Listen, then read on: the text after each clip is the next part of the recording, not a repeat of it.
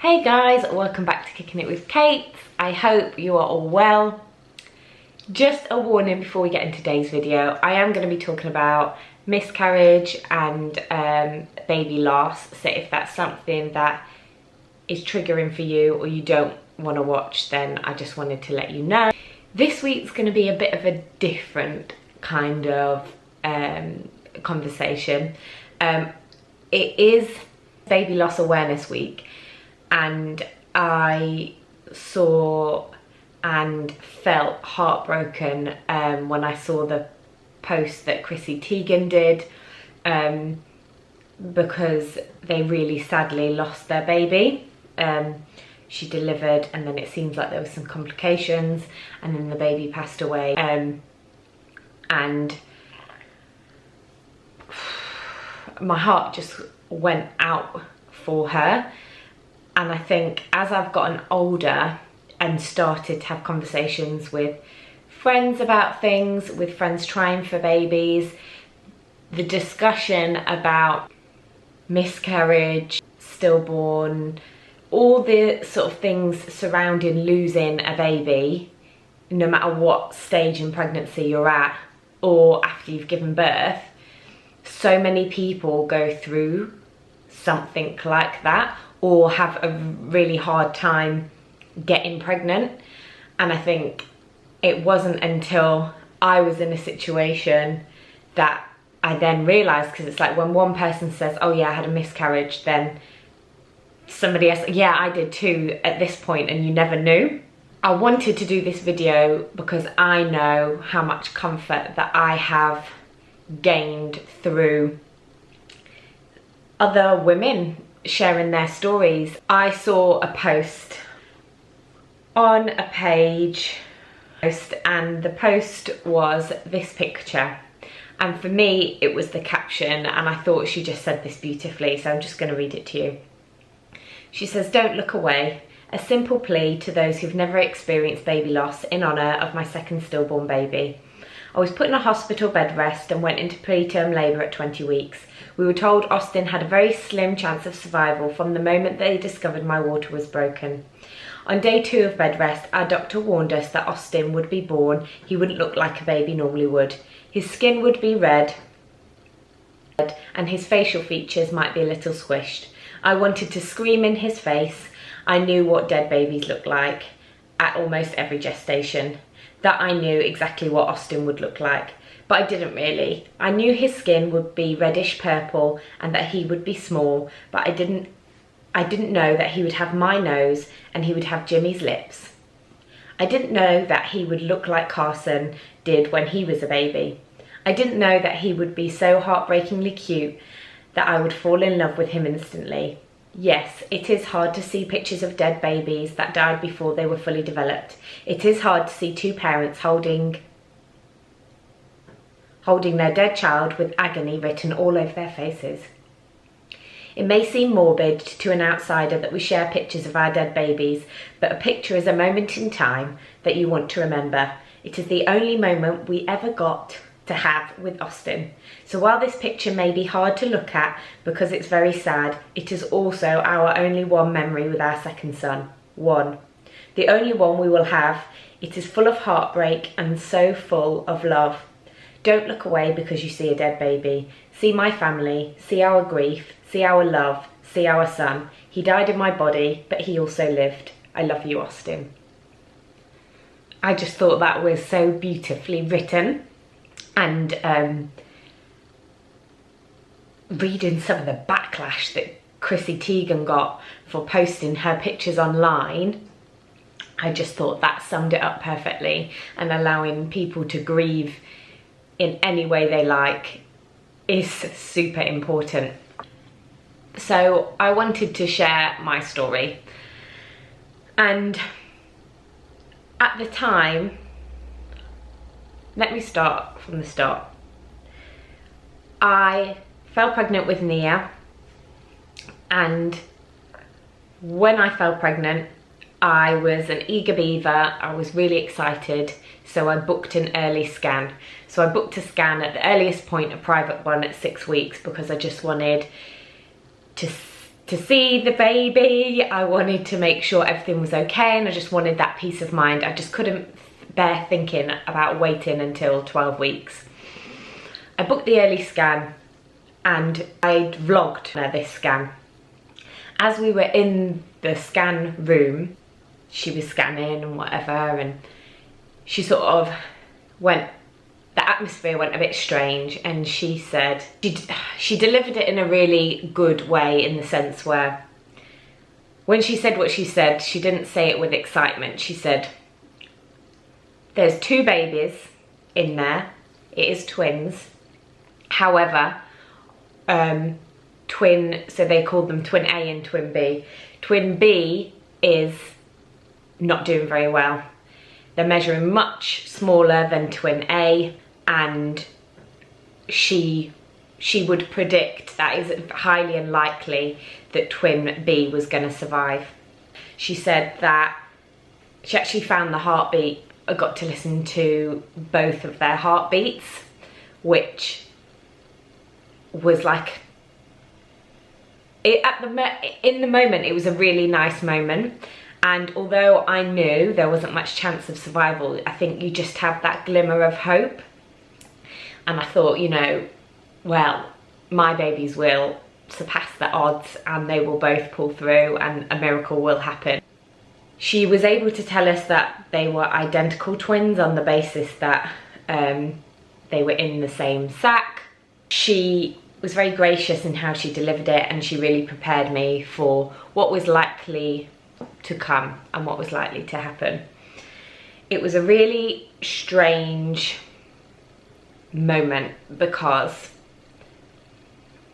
I still had a baby inside me that was healthy and looking good, and then on the other half I had another baby that she was telling me I was very likely to miscarry and wasn't going to survive. So there's not really words to describe that feeling because of the conflict in emotions. Yeah, then it was almost a waiting game to see when it was going to happen.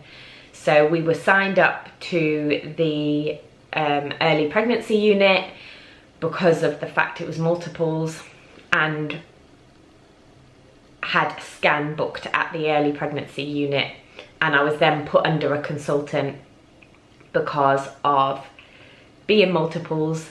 They then put me under a consultant rather than a midwife, because they were working on the assumption that even though she was saying twin B wasn't doing well, at this present moment you are pregnant with twins. Before I was able to go to the scan in the early pregnancy unit at 10 weeks, I had a lot of stomach cramps, and I feel like I know when I miscarried because of how painful the stomach cramps were.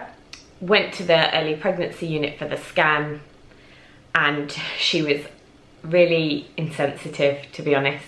She did the scan and was like, yep, there's only 1 baby there. And I was like, okay, so obviously I've lost the other baby then. She's like, well, I can only see 1. Yeah, that was, so she wasn't very nice in her delivery. That was the confirmation that I had lost the other twin. I felt like all of that was vlogged, and I just wasn't ready for that to be out there and for there to be any questions or people talking to me about anything. I obviously told like close friends and family, but I didn't want to put it out in a vlog in that moment. I asked that we didn't do that, even though we filmed the whole thing, everything, video was ready to go, and I just said, do you know what, no, it just doesn't feel right. It doesn't feel right to put this out there right now, and I just didn't want questions or to discuss it in certain spaces. I was obviously really grateful to be still pregnant as well, so it was really challenging to process. I think I felt quite alone, to be honest, in that phase in the pregnancy, because I didn't really know how to express my feelings about it, because I didn't really understand my own feelings about it. So I tried to just focus on the fact that I was still pregnant and wanting to be happy for the baby that I had inside me and healthy and good for her. I didn't want her to feel the stress and the pain. After having her, something I found difficult was, because the scan, the sonographer had said she was identical, it was knowing exactly what that baby I lost would have looked like, pretty much. That was difficult. Nia's first birthday was approaching, and I find her first birthday, her birthdays so far anyway, quite difficult. I wanted to rewrite her entrance into the world, because so many mums get to say that their baby's birth was like the best moment in their life, and it was not for me, for obvious reasons. We were going to christen her and have a big celebration birthday in one go, and I really just wanted to be like, right, moving forward, it's going to be a celebration, everything's going to be a positive thing, and let's move with gratitude for her life, and she's just incredible. I didn't really feel like that. I found it difficult. I found it difficult for the sort of relived trauma of her entrance to the world, and I found it difficult because I knew that I should have been celebrating 2 birthdays on that day. I wasn't speaking much about it to many people at that point. My really thoughtful friend, Rita, for Nia's birthday bought, which I really appreciated, she bought rose quartz crystal and a rose quartz crystal necklace for the baby that Nia's twin that I lost, because the rose quartz signifies love, and I just thought that was a really lovely gesture, and I really liked that, because she knew I was finding it hard, but I wasn't speaking to loads of people that much about it, to be honest. And then Nia's second birthday was approaching, and a couple of months before I was having similar feelings, and I was really, even more so this year, had so many moments of really thinking about her twin often.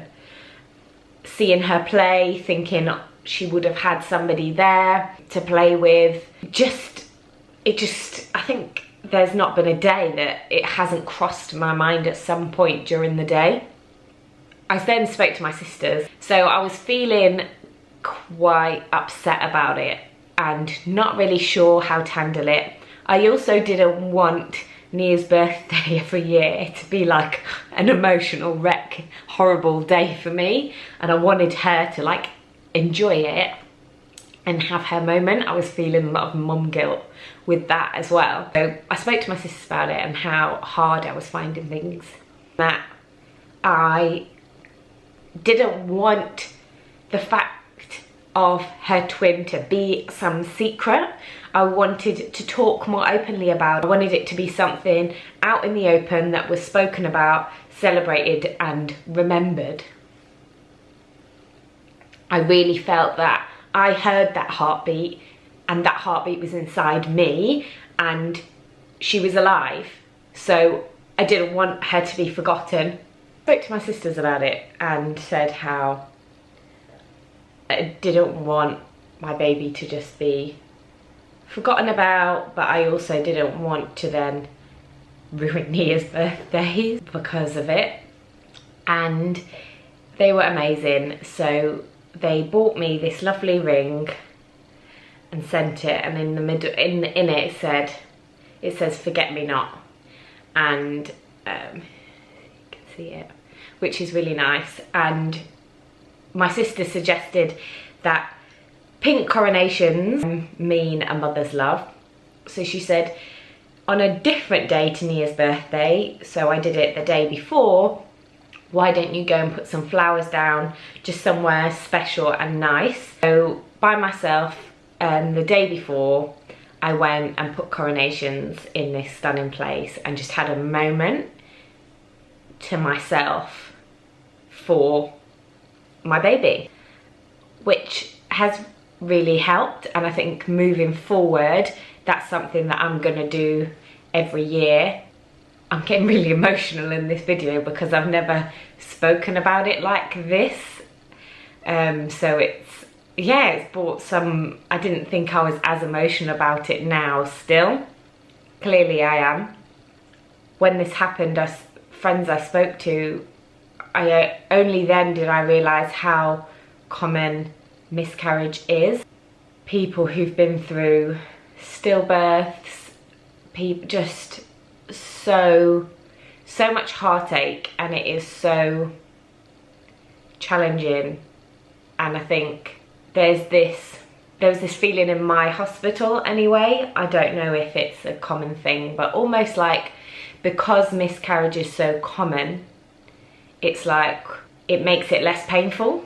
That, oh well, loads of women have miscarriages, it's really common, that somehow it shouldn't hurt less to you, which is not true. But because it is common, there's people you can talk to who might relate or feel similar to how you feel. I don't want to get too spiritual because I feel like these types of feelings, thoughts or opinions divide people, and that's not what I want this video to be about. But I do feel like Nia's twin is around as in a nice, comforting, warm way, as like a guardian angel. And yeah, Nia's done some things that make me feel like she has that comfort and that sense that she's there protecting her as well. Any mums out there who are struggling with miscarriage or any form of baby loss, I urge you to talk to people, talk to your family and friends about how you're feeling and allow them to support you. So yeah, take care guys, and I will see you next week. Bye.